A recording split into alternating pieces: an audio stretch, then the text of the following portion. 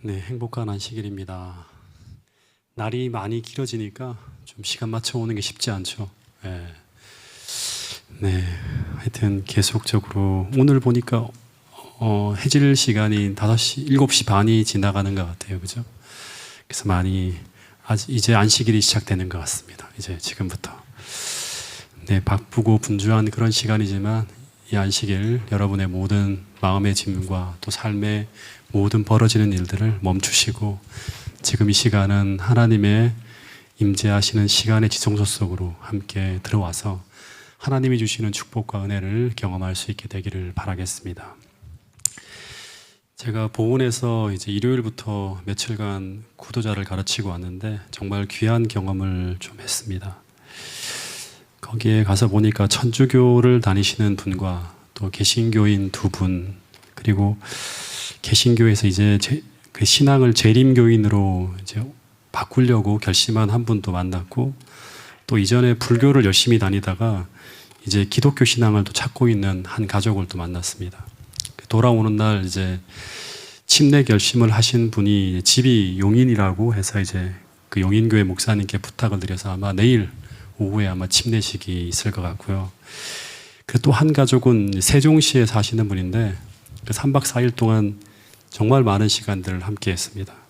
그 중3짜리 이제 예쁜 아이가 이제 좀 몸이 아파서 그 2분이 함께 오셨는데, 처음에는 그 아이의 아버지가 이제 우리 보훈의 김영숙 집사님께서 한 번만 와서 좀 한번 강의에 참여했으면 좋겠다 해서 아마 하루 시간을 내고 오셨는데, 근데 이분이 일정을 미루시면서 수요일 마지막까지 함께 공부를 하면서 의미 있는 시간을 보냈습니다. 근데 그 짧은 시간이 어떻게 이제 저희 부부와 그 부부가 나이가 다 똑같아요. 남자 우리 분은 71년 1월생이고 전 1월 4일 날이 이제 생일이거든요. 그래서 이제 생년월까지 똑같고 혈액형도 똑같아요. 저랑 O형으로. 그리고 와이프 그 부인 되시는 분도 성주 엄마랑 73년생으로 똑같아요. 그리고 혈액형도 B형으로 똑같아요. 그래서 너무나 비슷한 것들이 많아서 아마 정말 서로 이야기하면서 하면 알수록 통하는 것이 많고, 그러면서 계속 서로에게 끌림이 있어서 아주 짧은 시간이었지만 진리 안에서 또 서로 끌림이 있고 또 서로가 어떤 그런 그 유사한 것들이 많고 해서 저희 내외와 아주 가까운 친구 사이가 되었습니다. 그래서 그분들도 머지않아서 우리와 같은 길을 걸어가는 신앙인이 되기를 소망하면서 기도하고, 또 어떻게 그분들을 제가 도울 수 있을까를 생각하면서 그렇게 좀 보내고 왔습니다. 지금도 계속 같이 카톡도 하고 연락도 하고 있는데 여러분들도 함께 기도해 주시면 감사하겠습니다. 우리가 한 영혼을 구원하는 일은 천하보다 귀한 것입니다. 이 마지막 시대 정말 마음의 문이 열려 있는 분들을 위해서 우리가 최선을 다해서 그분들 한 분 한 분의 영원한 생사가 달려 있는 부분에 우리가 함께 협력하면서 이 재림기별을 온 세상에 전해서 이 무너져가는 세상 속에서 그리스도 안에서의 피난처를 찾을 수 있도록 우리가 함께 기도하며 협력했으면 좋겠습니다. 자, 오늘은 이제 출애굽기 18장을 공부할 텐데요. 이 이야기는 이제 이스라엘 백성들이 르비딤 골짜기에서 아말렉과의 전투가 끝난 후에 그 르비딤 골짜기에 진을 치고 있을 때 벌어진 이야기입니다. 그 출애굽기 18장 1절에 보면 그 모세의 장인이며 미디안 제사장인 이드로가 하나님이 모세에게와 자기 백성 이스라엘에게 하신 일, 곧 여호와께서 이스라엘을 애굽에서 인도하여 내신 모든 일을 들었다고 합니다. 그 집에서 들었겠죠. 막 소식이 전해와서. 그리고 2절에 보면 그 모세의 장인 이드로가 그의 딸 십보라와 그리고 2 손자 게르솜과 엘리에셀을 데리고 모세를 방문하는 이야기가 나옵니다. 근데 이 말이 어떤 말인가 하면 이제 처음 그 모세가 애굽으로 들어갈 때만 하더라도 이 모세나 이드로나 그 몇 달 한 1년도 채 안 됐겠죠. 그죠? 그 사이에 이런 일들이 벌어질 거라고는 상상을 못 했을 거예요. 뭔가 구원의 역사가 펼쳐지긴 하겠지만 이렇게 안전하게 이런 식으로 일이 끝날 줄은 몰랐겠죠. 그래서 처음에는 모세가 가족들과 함께 이제 애굽으로 가다가 도저히 가족을 데리고 가서는 안 될 것 같아서 2절에 보면 돌려보내요. 이집트로 가는 도중에 도저히 안 되겠는 거예요. 그래서 가족을 돌려보냈다가 장인이 머무는 곳에 불려보냈겠죠. 그죠? 그래서 아론과 단둘이 이집트로 처음엔 들어갑니다. 근데 이후 모세가 이스라엘 백성들에게 배척을 당했는데 이스라엘 백성들의 지도자로 인정받고, 그리고 그 이후 이집트의 왕인 바로와의 대결에서 하나님의 능력인 열재앙이 펼쳐지는 가운데 하나님께서 이스라엘 백성들을 애굽에서 구출하는 기적을 경험합니다. 그리고 이제 광야로 들어와서 가나안을 향해 행진하고 있다고 하는 이야기를 누가 듣는가 하면 모세의 장인 이드로가 듣게 되었다고 하는 거예요. 그래서 2절에 보면 이 모세의 장인 이드로가 자기 딸과 손자 둘을 데리고 왔다고 하는 기록이 있습니다. 그러니까 이 이드로의 방문 목적이 뭐예요? 이드로가 모세를 찾아온 목적이 뭐예요?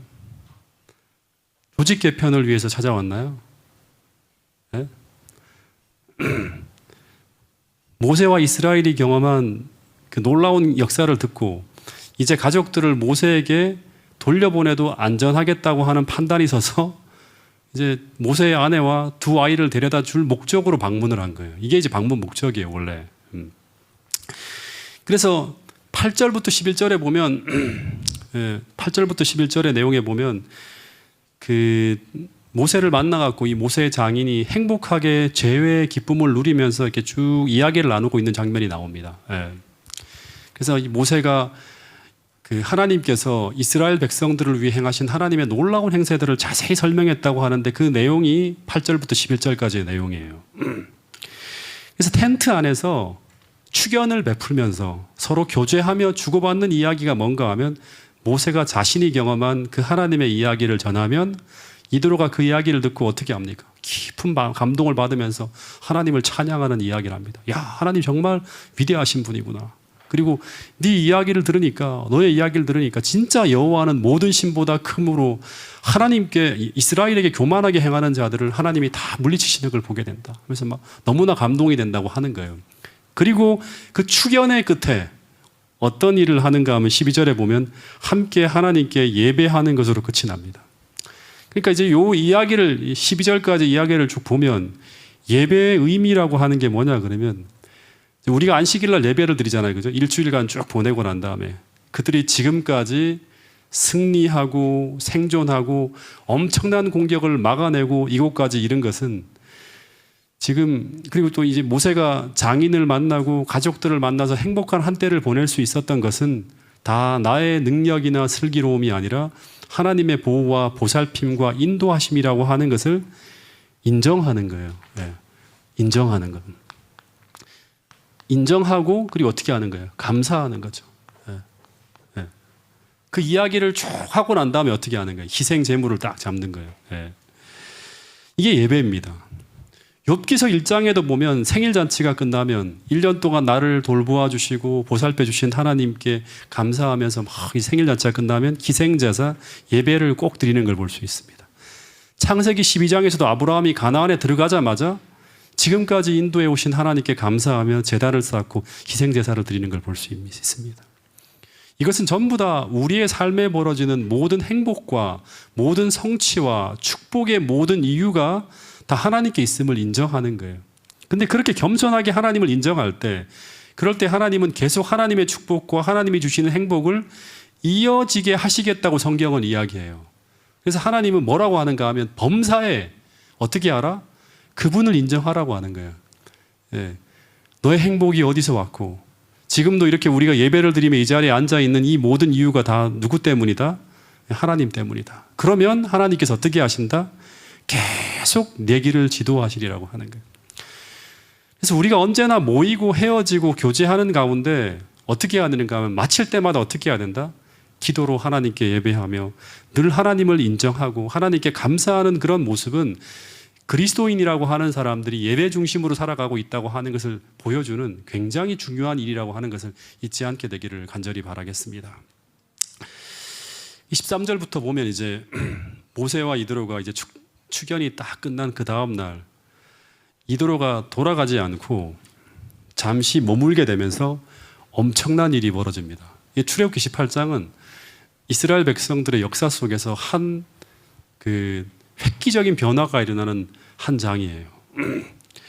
원래 이드로의 방문 목적은 뭐다? 그냥 모세에게 가족을 돌려보내려고 온 거예요. 근데 여기서 이 이드로가 모세를 만남으로 가족 간의 재회의 기쁨만이 아니라 이 이드로는 모세가 하고 있는 일을 곁에서 보면서 어떤 제안을 하게 돼요. 근데 이 모세가 이 이드로의 제안을 받아들임으로 말미암아 엄청난 도움을 받게 됩니다. 그동안은 이스라엘이라는 나라가 어떻게 보면 그 오합지졸이었어요. 오합지졸로, 그리고 일도 막 행정이고 뭐고 돌아가는 게 다 그냥 막 즉흥적으로 돌아가고 엉터리로 돌아가고 있었는데, 이 이드로라고 하는 사람이 이걸 보면서 모세에게 지혜를 이렇게 주는 거예요. 이렇게 해서는 안 된다고 하면서. 그래서 이스라엘이라는 나라가 이 이드로를 만남으로 말미암아 비로소 조직과 진영을 갖춘, 아주 탄탄한 조직과 진영을 갖춘 그러한 어떤 이 하나의 조직으로 도약하게 돼요. 다시 말해 오합지졸이었던 그런 무리가 비로소 한 나라로서의 체계를 갖게 돼요. 근데 여기서 하나 제가 깨닫게 되는 것은 뭔가 하면, 뭐 신학적인 얘기는 아니에요, 이게. 하나님의 도움은 하나님의 직접적인 계시나 또는 성경책을 연구하면서도 오지만, 또 한편 하나님은 어떤 사람을 우리에게 보내주심으로 말미암아 그 사람을 만남으로 말미암아 도움을 주기도 한다고 하는 거예요. 하나님이 어떤 도움을 우리에게 주기 위해서 어떤 사람을 우리에게 만나게 해요. 그 사람을 보내주시는 거예요. 그래서 우리는 하나님께서 이런 사람을 통해 우리를 도와주시려 하실 때, 그때 우리가 뭐 하지 못하다면, 겸손하지 못하다면, 정말 중요한 게 겸손이에요. 우리는 이런 하나님의 도움을 받지 못할 수도 있다고 하는 거예요. 당시 이도로는 어떤 사람이었는가 하면 여호와를 섬기는 제사장이었지만, 이 사람은 어디 사람이에요? 이 골든벨을 우리 한번 해야 될 것 같아요, 진짜. 어디 사람이에요? 이드로가? 미디안 사람이죠, 미디안.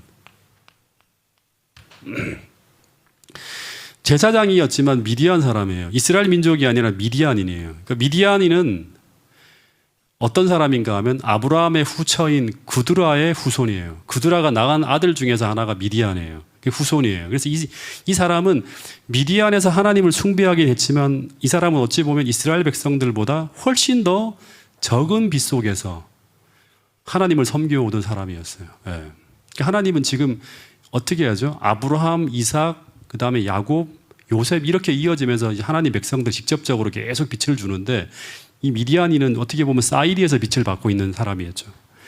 그래서 이 사람은 이스라엘 민족들이 볼 때는 이스라엘 백성들이 배워야 할, 이스라엘 백성들에게서 배워야 할 사람이지, 이스라엘 백성들이 이 사람에게서 배울 것이 있을 것이라고는 생각할 수 없는 이방인 민족일 수 있어요. 근데 모세가 장인의 말에 귀를 기울여 듣고 현실 문제를 개선하면서 이스라엘 조직을 혁신적으로 개편하는 작업을 했다고 하는 거예요. 그러니까 한 작은 부분을 바꾸는 게 아니라요, 조직 전체를 바꾸는 엄청난 일을 누구의 지혜를 받아서, 누구의 도움으로? 이드로의 지혜를 받아서 행해지는. 그래서 이것 때문에 나중에 민수기 가면 문제가 생겨요. 누가 반발하죠? 아론과 미리암이 우리를 제외하고 저 사람의 일 지혜를 받아들여서 한다고 해서 막 나중에 이제 모세를 반대하면서 어떤 그런 문제가, 큰 문제가 벌어지죠. 그러니까 어떻게 보면 모세의 위대함은 여기에 있을 수 있다고 생각합니다. 이 사람은, 모세는 하나님 앞에서만 겸손한 사람이 아니라 사람 앞에서도 겸손한 사람이라고 하는. 하나님 앞에 겸손한 사람은 사람 앞에서도 겸손해요. 다시 말해서 이 사람은 어떤 사람을 통해서도 배울 수 있는 사람이라고 하는 거예요. 그리고 이제 어떻게 보면 우리가 자꾸 나이가 들면 어떻게 될까요? 내 지혜가 자꾸 더 완성되어져 간다는 생각 때문에 다른 사람 얘기를 안 듣죠. 그러면서 뭐가 되어지죠? 좀 나쁘는 말로 하면 뭐 꼰대라고 하는지 그런 표현이 나오는데, 그리스도인은 그렇게 되면 안 돼요. 그래서 이 그리스도인은 어떤 사람을 통해서도 배울 수 있는 사람이 되어요. 이 사람이 지금 모세가 몇 살이에요? 80인데 계속 귀를 열고 작은 사람의 이야기를 들으면서 경청하면서 배우려고 한다고. 근데 이 말이, 그렇다고 이 말이 분별력 없이 모든 이야기를 다 수용하는 그런 것을 이야기하는 게 아니에요. 이 사람 얘기 듣고 저 사람 얘기 듣고 하다 막 휘둘리면서 왔다리 갔다리 하는 게 아니라고 하는 거예요. 분별하면서 이 얘기를 내가 항상 귀 기울여 경청하여 들으면서 이 얘기를 내가 듣고 내가 이 말을 받아야 될지 안 받아야 될지는 언제나 분별하면서 계속 배우려고 한다고 하는 거예요. 여러분, 겸손한 사람이라고 하는 것은 끊임없이 배우며 성장해 가는 사람이에요. 끝없이 배우며 자라가는 거예요. 계속 죽을 때까지 자라가는 거예요. 다시 말해서 나는 하나님의 계시를 받는 사람이고 엄청난 기적을 체험하고 있다 하더라도 스스로를 지혜의 끝에 있는 사람이 아니라 스스로 끊임없이 배워야 하는 사람이라는 것을 인정하며 계속 자신의 부족함을 느끼며 겸손히 배우려고 하는 사람, 그 사람이 누구인가 하면 진짜 우리의 어떻게 보면 롤모델 같은 모세이고, 이것이 또한 모세의 위대함이라고 성경은 이야기하고 있는 것입니다. 그리고 그런 사람을 하나님 어떻게 하신다? 사용하는 거예요. 안 배우려고 하면 이드로를 보내더라도 아이고 이 무슨 이런 소리를 하고 있어 하면서 그냥 콧방귀 꼈다면 어떻게 될까요? 하나님의 역사가 펼쳐지지 않죠. 예. 여러분, 또다시 이야기합니다. 그리스도인은 어떤 사람이다? 겸손한 사람이라고. 이 말은 그리스도인은 끊임없이 자신의 부족을 인정하며 배우려고 하는 사람이라고 하는 거예요. 그래서 만약 오늘 우리가 겸손하지 않은 사람이라면 아무리 그 사람이 똑똑하고 아무리 그 사람이 많은 것을 안다고 하더라도 제가 생각할 때 그 사람은 하나님 나라가 아니라 자신을 중심으로 하는 위험한 조직을 세우려 할 가능성이 아주 농후한 아주 위험한 사람이 될 수 있다고 하는 거예요. 여러분, 이게 정말 주의 있게 들어야 돼요. 예.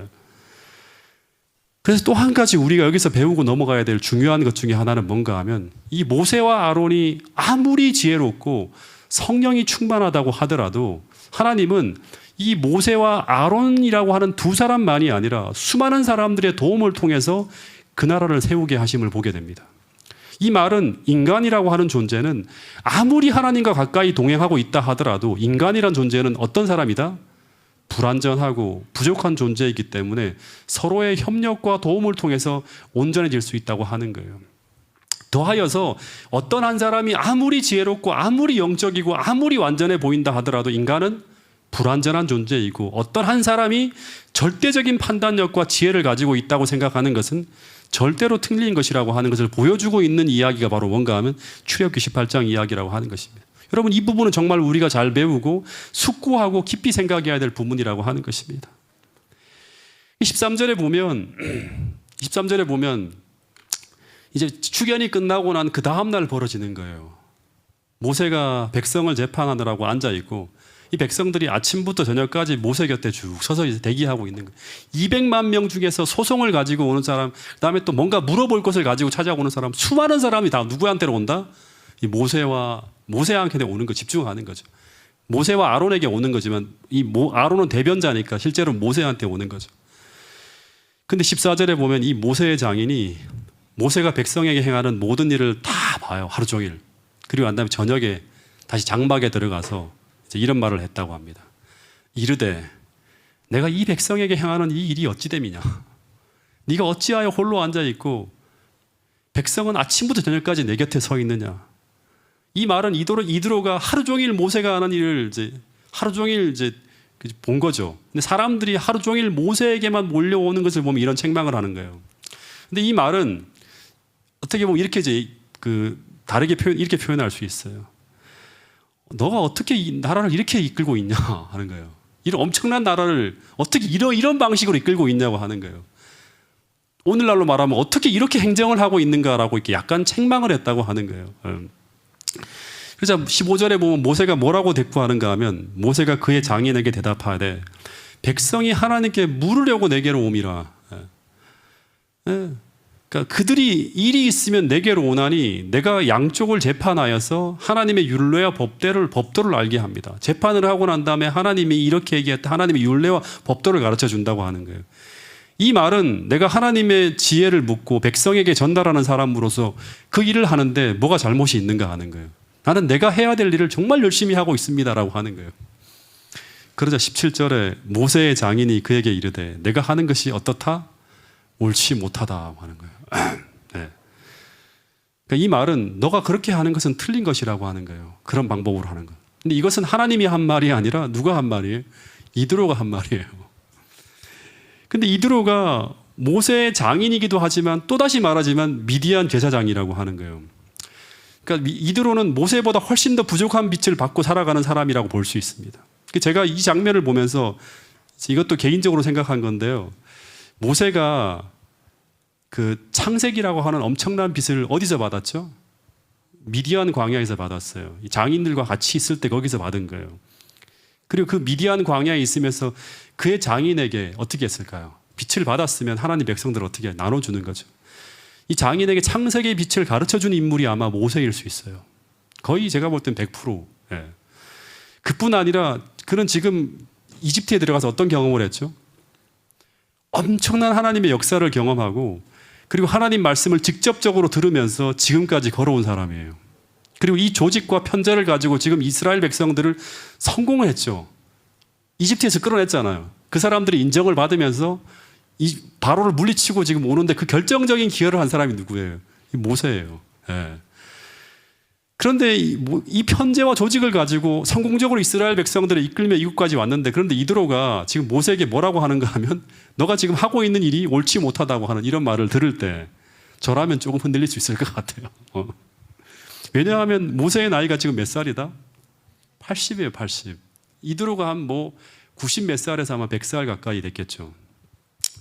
근데 그렇게 나이가 먹은 이 사람에게, 모세에게 이런 말을 하는데, 인생의 정점에 있는 사람이죠. 이런 말을 하는데 모세가 어떻게 하는가 하면 이 모든 이야기를, 이게 표현은 안 나와 있지만 겸손하게 다 귀를 기울여 듣습니다. 예. 다시 말해서 모세는 이드로에게 이런 말을 했겠죠.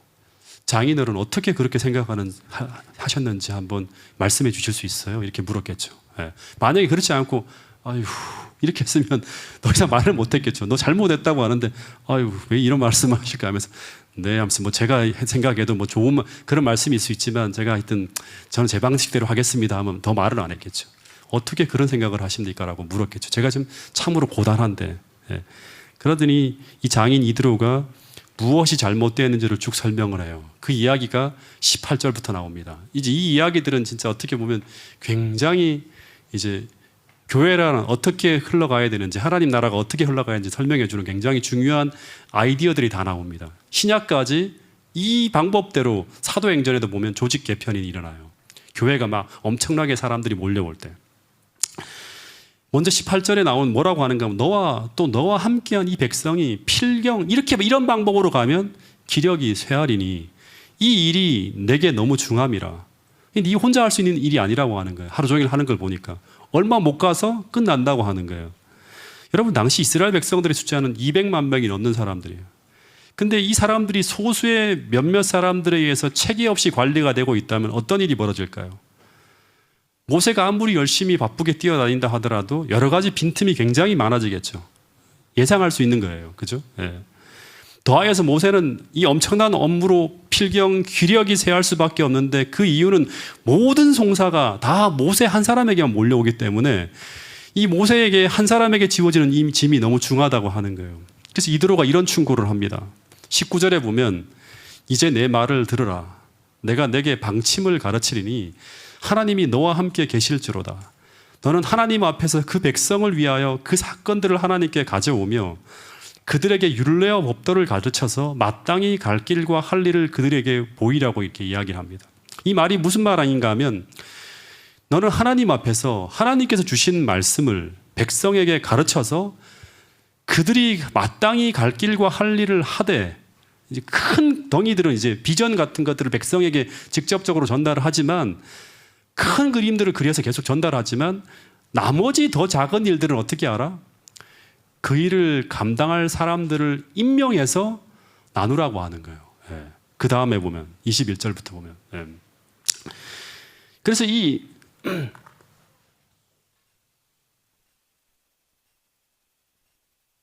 모세와 같이 함께 일할 사람들을 이제 임명해서 나누라고 하는데, 근데 이 사람들을 뽑아야 돼요. 근데 어떤 사람들을 뽑아서 그 일을 해야 되는가 하면, 여기 보니까 첫 번째는 어떤 사람인가 하면, 이 이야기 보면 너는 백성 가운데서 어떤 사람들? 네, 능력 있는 사람이. 첫 번째 키워드는 능력이에요. 네. 즉 백성 가운데서 능력 있는 사람이라고 하는 이 말은 뭔가 하면 그 일을 감당할 수 있는 사람이에요.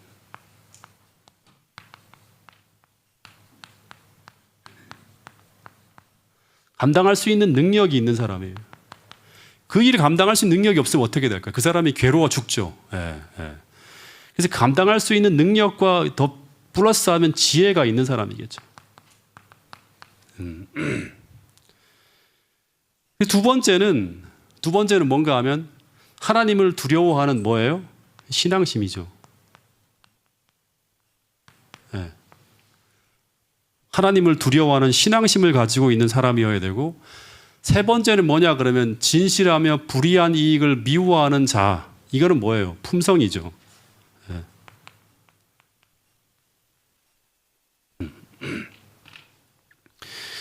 그러니까 품성이 진실하고 깨끗하고 불의한 이익을 거부할 수 있는 그런 사람들을 어떻게 알아? 백성들 위해서 세워서 그 사람을 천부장, 백부장, 50부장, 10부장이라는 직책을 만들어서 그들을 지도자로 세우라고 하는 거예요. 천부장, 백부장, 50부장, 10부장이 전 뭐예요? 1000명을 다스리는 사람, 100명을 다스리는 사람, 50명을 다스리는 사람, 10명을 다스리는 사람, 이런 사람으로 쭉 조직을 개편해서 다 나누라고 하는 거예요. 현재 지금 파주중앙교회 안식일 날 제가 이제 한 예상해 보면 코로나가 끝나면 제가 생각할 때 한 평출생이 100명 조금 넘을 것 같아요. 뭐 많이 나오면 조금 더 나올 수 있지만. 근데 이 정도 숫자로도 제가 이렇게 바쁘고 정신이 없는 걸 봐서는 지금 저는 이드로의 그 지혜를 따라서 하고 있지 않은 것 같아요. 네. 근데 이 정도 숫자라도 제가 이렇게 정신없이 바쁘고 하여튼 정말 눈코 뜰 새 없이 바쁘게 돌아가는데, 만약 200명이라고 하는 사람이 몰려오고 300명이라고 하는 사람이 몰려오고 400명이라고 하는 사람이 몰려오고 우리가 꿈꾸는 500명으로 가려면 지금 이렇게는 안 되겠죠. 어떤 일이 일어나야 할까요? 이 말씀을 통해 본다 그러면 어떻게 하면 하나님께서 계속 믿는 사람을 보내줄까요? 교회를 크게 지으면 하나님이 그렇게 보내줄까요? 네. 그렇지 않고 중요한 것은 뭐다? 인물이 세워져야 된다고 하는 거예요. 교회 건물은 1, 2, 3부로 나눠서 이렇게 드려도 돼요. 네. 중요한 것은 뭐냐 그러면 오늘 이 출애굽기 18장을 통해서 우리가 배워야 될 가장 중요한 건 뭐냐 그러면 인물이 세워져야 된다고 하는 거예요. 그 인물이라고 하는 것은 뭔가 하면 저와 같은 일을 감당하는 사람이 세워져야 된다고 하는 거예요. 네.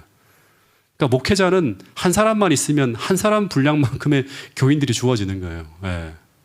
그러니까 그 인물이라고 하는 것은 뭔가 하면 이제 또 얘기하면 이제 이런 이야기들 좀 풀어서 하고 또 사도행전까지 우리가 들여다보면 첫 번째는 뭐냐, 하나님이 백성 가운데서 뽑으라고 하잖아요. 백성 가운데서 뽑으라고 하는 이 말은 뭐냐 그러면 백성 가운데서 인정을 받아야 돼요.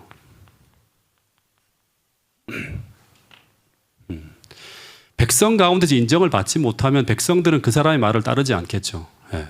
다시 말해서 지도력이라고 하는 것은 뭐냐 그러면 그 사람에게 직분을 준다고 해서 이렇게 세워지는 게 아니에요. 지도력이라고 하는 건 리더십을 말하는데 주어지는 것이 아니라 만들어지는 것이라는 말이 있어요. 다시 말해 직책을 통해 주어지는 지도력은 굉장히 작은 거예요. 예. 특별히 교회라고 하는 것은 더해요. 예. 직책을 통해 주어지는 지도력은 정말 작은 것이고 교회에서의 리더십의 많은 부분은 스스로가 만들어가는 거예요. 왜냐하면 이 리더십이라고 하는 것은 영향력이에요. 영향력. 예. 그래서 이 직책을 맡고 있는 직함이 있지만 그 직함을 가지고 그 직책 수행이 안 되는 경우가 너무나 많죠. 그 이유는 백성들이 그 사람을 따르지 않고 신뢰하고 있지 않기 때문이라고 하는 거예요. 그래서 그 사람의 영향력이 백성들에게 미쳐지지 않으면 그 직위는 아무런 의미가 없는 거예요. 그래서 이 백성들은 첫 번째 그 사람을 인정하고 신뢰할 수 있어야겠죠. 그런 사람이 뽑혀져야 되는 거예요. 교회에서. 예. 그 두 번째는 이 백성들이 존경하고 인정할 수 있는 사람이 뽑혀지려고 하면 어떻게 같이 연결되는 게 뭘까요? 품성이라고 하는 거겠죠. 예. 품성. 그래서 정말 교회 지도자는 저도 더 그렇게 살아야겠지만 백성들이 인정하고 그 사람을 따라가려면 어떻게 해야 될까요? 백성들을 위해서 희생하며 헌신할 수 있어야 돼요. 주님께서 그렇게 했던 것처럼 백성들을 위해 먼저 희생하고 헌신할 수 있어야 돼요. 이게 여기서 리더십이 생겨지는 거예요. 그러니까 예수님이 십자가에 달려 돌아가시면 어떻게 된다? 온 세상 사람들이 그분을 따라간다고 하는 거죠. 사랑하고 존경하고 따라간다고. 다시 말해서 백성을 정말 아끼고 살아가며 정말 말씀대로 살아가는 가운데 갖추어진 인품이 갖추어져 있어야 되는 거예요. 그래야지만 백성들은 그 지도력에 신뢰하며 따라갈 수 있다고 하는 것입니다. 더하여서 이제 이런 어떤 것이 갖추어지고 난데 이것만 가지고 또 되는 게 아니라 또 뭐도 있어야 된다? 능력이라고 하는 거예요. 능력. 이걸 뭐 백성을 지도할 능력, 실력이라고 할 수도 있겠죠. 즉 그 일을 감당할 수 있는 지혜와 지식과 실력을 가지고 있는 사람이어야 돼요. 다시 말해서 우리가 가야 될 길과 우리가 행해야 할 일을 백성에게 가르칠 수 있는 사람이어야 돼요. 설득할 수 있는 사람이어야 돼요. 그러니까 비전을 던질 수 있는 사람이어야 되겠죠. 그래서 이 부분은 이 부분을 이 능력과 품성이라고 하는 이 두 가지를 가지고 이제 어떤 번역에서는 어떻게 표현하는가 하면 제덕이 겸전한 자라고 말해요. 제덕이라고 하는 말은 뭐예요? 제덕이라고 하는 게 뭐예요? 제주와 두 번째는 덕은 품성을 말하겠죠. 이 두 가지가 같이 갖추어져 있는 사람을 당시에 200만 중에서 사람들을 1000부장, 100부장, 50부장, 10부장으로 세웠다고 하는 거예요. 제주와 인품을 말하는 거예요. 이 두 가지를 같이 갖추고 있어야 돼요. 그래서 우리가 끝없이 성경을 공부하고 또 말씀대로 살아내려고 하는 거예요. 성경을 공부하고 사람들에게 어떻게 가르칠 수 있을지를 계속 연구하고 하는 거예요. 그리고 이 세 번째, 이 모든 것 위에 가장 중요한 것은 뭔가 하면 교회 지도자는 반드시 하나님을 두려워하는 깊은 신앙심이 있어요. 하나님을 두려워하지 않으면 어떻게 될까요? 이 영향력을 가지고 자기 뜻대로 뭔가를 만들려고 하겠죠. 모세와 협력을 안 하겠죠. 그 영향력이 힘이 생기면 그걸 가지고 모세를 대적하려고 하겠죠. 그러면 그런 사람들이 생기는 만큼 어떤 일이 벌어질까요? 이게 교회가 한 방향으로 못 가고 분산되어지고 분열되어지고 하면서 난리가 나겠죠.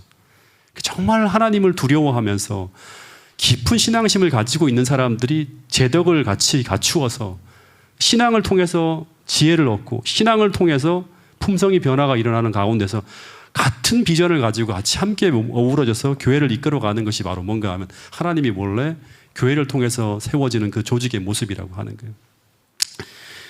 그래서 이런 사람들이 준비되어져서 모세를 도울 때 어떤 일이 벌어지는가 하면 22절에 보면 잠깐만요.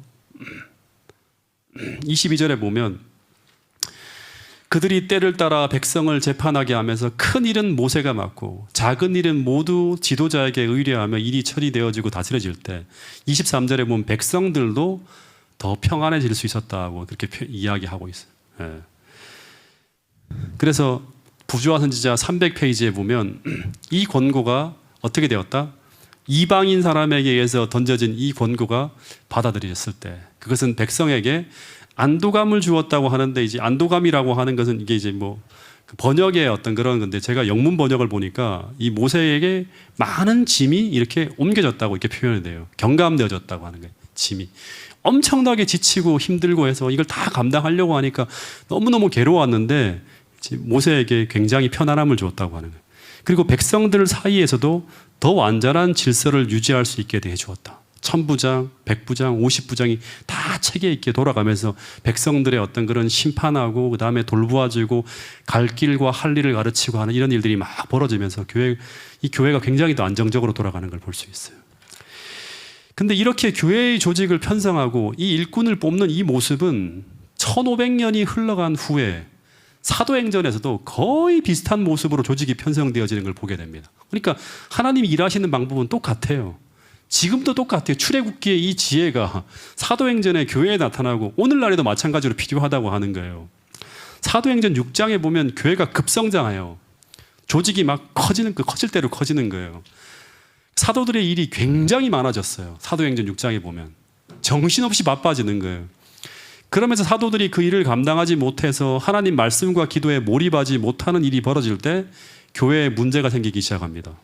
그래서 헬라파 그리스도인들과 히브리파 그리스도인들 사이에 분쟁이 벌어지게 되는데 이때 사도들이 이 문제가 이런 문제가 아니라 실제적인 문제는 영적인 문제로 보고 우리가 이 문제가 벌어지게 된 이유가 뭐냐 그러면 우리가 이렇게 너무 바쁘게 뛰어다니다 보니까 어떻게 되었다? 기도와 말씀이 등한해지면서 영적이지 못한 교회를 운영함으로 말미암아 벌어진 일이라고 하는 거예요. 그래서 이 문제가 육적인 문제가 아니라 영적인 문제로 보고 우리가 이렇게 너무나 바쁘게 뛰어다닐 것이 아니라 우리가 원래 집중해야 될 일을 해야 된다고 하면서 우리가 해야 될 가장 중요한 일인 말씀과 기도에 집중하기 위해서 어떻게 한다? 일을 분산시키는 거예요. 그러기 위해서 어떻게 한다? 1000부장, 100부장, 50부장, 10부장을 뽑는 것처럼 여기 뭘 뽑았다? 12사도에다가 같이 일을 나눌 수 있는 누굴 뽑죠? 7 집사를 뽑는 거예요. 예. 그래서 일을 나누는 일을 진행합니다. 그래서 7 집사가 당시에 얼마나 많은 그리스도인이 있었을까요? 수만 명의 사람들이 있었어요. 수만 명 중에 그리스도인들 사람에 어떤 사람들이 뽑혀지는가 하면 출애굽기 18장과 똑같은 형태로 나타납니다. 첫 번째 어떤 사람이 뽑혀지죠? 여기 보니까 성령이 충만한 사람이에요. 네. 그 다음에 성령만이 아니죠. 성령이 충만한 사람뿐 아니라 성령과 지혜가 충만한 사람. 성령 충만한 사람이라고 하는 것은 이거를 출애굽기로 넘겨보면 하나님을 두려워하는 가운데 깊은 신앙심을 가지고 언제나 하나님의 인도하심을 따라가는 사람이에요. 이런 사람이라고 하면 어떨까요? 그 사람이 아무리 탁월한 영향력을 가지고 있고 아무리 뛰어난 어떤 그걸 가지고 있다 하더라도 교회는 안전하겠죠. 언제나 하나님께 물어보고. 왜냐 그러면 당시에 12사도는 어떤 사람이에요? 어부들이잖아요. 세상적으로 배운 것이 없는 사람들이 지금 지도력을 가지고 있어요.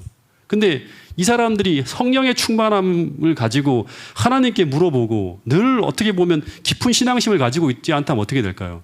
역전되어지겠죠. 예, 문제가 생길 수 있어요. 그래서 하나님을 두려워하는 가운데 깊은 신앙심을 가지고 언제나 하나님의 인도하심을 따라가는 사람이 첫 번째는 누구인가를 찾았고, 두 번째는 이제 이 재능, 다시 말하면 이걸 감당할 수 있는 능력이 있는 사람, 지혜로운 사람을 또 찾기 시작했어요. 그리고 더하여서 하나를 더 여기 추가되는데 이게 뭔가 하면 백성 중에서 칭찬받는 자라고 하는 말이 나와요. 백성 중에서. 다시 말하면 백성들이 신뢰할 수 있고 따를 수 있는 사람. 어떻게 본다 그러면 백성들을 위해서 희생하고 봉사하고 칭찬과 존경을 받는 훌륭한 품성을 갖춘 사람. 그런 사람이 7 집사로 세워지면서 교회에 어떤 일이 벌어졌다? 다시금 부흥하고 성장하는 일이 벌어져요. 7절에 보면 이 사도들이 다시금 원래 했던 대로 기도와 말씀 사역에 힘쓰게 되면서 하나님의 말씀이 점점 왕성하여서 예루살렘에 있는 제자의 수가 더 많아지고 허다한 제사장의 무리도 이 도에 복종하는 그런 놀라운 일들이 펼쳐졌다고 하는 거예요. 그래서 어쨌든 이 경무에 지쳐 있는 이 모세를 돕기 위해서 첫 번째 계시를 통해서 하나님은 모세에게 가르친 것이 아니라 어떻게 했다? 이방인 제사장이자 모세의 장인이었던 이드로를 보내어 도우려고 했다고 하는 거예요. 그래서 이때 이 모세가 어떤 사람인가를 또 보여주는 거예요. 정말 겸손한 마음으로 언제나 자기가 배워야 될 부분이 있다고 하는 부족한 사람이라고 하는 것을 인정하는 겸손한 사람이었기 때문에 이 이드로의 제안을 받아들임으로 이스라엘을 혁신적으로 변화시키고 이전에 오합조질 지졸 같은 조직을 한층 더 효율적이고 아름다운 조직으로 퍼펙트한 조직으로 변화시켰다고 하는 거예요. 두 번째, 교회를 아름다운 조직으로 변화시키기 위해서 아무리 이런 조직과 시스템이 있다 하더라도 그것을 운영할 수 있는 뭐가 없으면 인물이 없다고 하면 무용지물이겠죠. 예. 그래서 아름다운 교회를 만들기 위해서 필요한 핵심적인 요소는 하나님께서 쓰실 수 있는 인물이라고 하는 거예요. 그 사람은 특별히 하나님을 두려워하는 가운데 진실무망하고 제덕이 겸전한 자, 품성과 실력을 갖추고 있고 더하여서 훌륭한 신앙심을 갖추고 있는 그런 사람이라고 하는 것입니다. 여러분, 하나님은 이 교회가 더 아름다운 조직과 더 아름다운 모습으로 변화되어져서 더 크게 하나님 사역을 감당하기를 바라고 계십니다. 하나님은 오늘도 당신께서 쓰실 수 있는 그런 인물을 오늘도 찾고 있다고 하는 사실을 꼭 기억할 수 있게 되기를 간절히 바라겠습니다. 그것을 위해서 제자 훈련도 하고 우리가 더 말씀대로 살기 위해서 몸부림치고 하는 것입니다. 여러분, 오늘도 하나님께서 우리에게 주시는 이 말씀들을 겸손한 마음으로 받아들이고 오늘도 서로를 바라볼 때 나보다 나은 사람으로 여기면서 서로를 섬기는 가운데 아름다운 교회를 구현해 나가는 그런 교회가 우리 파주중앙교회가 될 수 있기를 간절히 바라면서 말씀을 줄이도록 하겠습니다.